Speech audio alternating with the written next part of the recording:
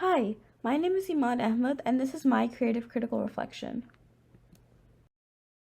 Did you know that the number of male murderers exceeded the number of female murderers by almost 7 times? Well, I wanted to challenge how existing content typically displays the male as a cold murderer, such as in the show You. My main character Bella is a female murderer. The next convention I challenged was the male domination in films. Did you know that 2019's top grossing 100 films had 66% of characters as males and only 34% of characters as females? I am challenging the male-dominated film industry by casting females in my film. In fact, all 3 characters in my film were females. Next, I challenged the typical female stereotype.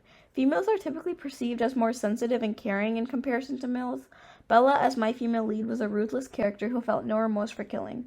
She simply murdered her friend and went straight to fleeing so as to save herself. She was purposely not shown as crying or regretful in any scenes. My film represents the insensitivity of murderers.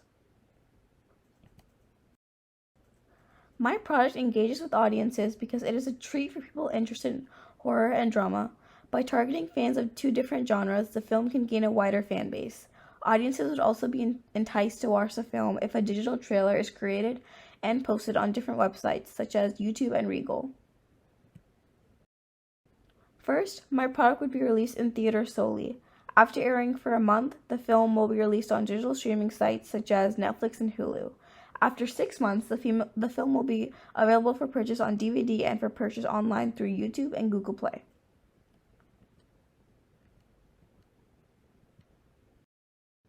Since my film is largely in the horror genre, my film would be released in countries that have a history of enjoying horror films. These countries include the US, Canada, South Korea, Mexico, and Russia. I learned a lot throughout the production process. I learned how to create a script and the different types of shots I needed to plan out in advance for each scene. I also mimicked existing script formats, so I learned how film scripts are supposed to be formatted. I also simulated a casting process.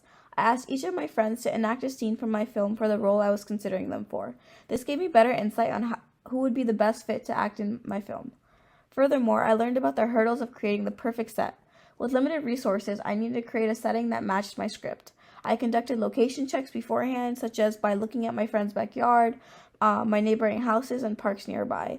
I also became resourceful in securing props for my film.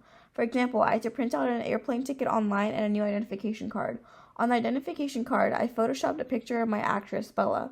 I also had to use many of my own items. For instance, I used my own passport and backpack in the scenes, and I provided my actors with all my own clothing. I also gained valuable information on how to function as a director. I yelled start and cut many times to indicate the start and end of each scene. I also moved my actors if I felt they were out of place or if their facial expressions were different than how I imagined the character should act. Finally, I edited the film and learned how you really don't know if all the takes are good or not until you put your shots together. I realized I needed to refilm scenes that were cut off too early or had bad lighting when put next to the other scenes. I simply called my actors back on set and had them refilm. Overall, I feel like I gained better insight on how real productions are created. After creating my product, I also feel like an editing pro. I used iMovie to edit my film. On iMovie, I learned how to integrate sound, like having the sound from the video and sound effects play at the same time. I also learned how to have my music slowly fade away instead of abruptly stopping. I also learned how to add text to my videos in order to display the credits. I learned how to change the font size, and transitions of my credits. I even learned how to download royalty-free music from sites online. Lastly, I took away valuable information on how to create transitions between my scenes.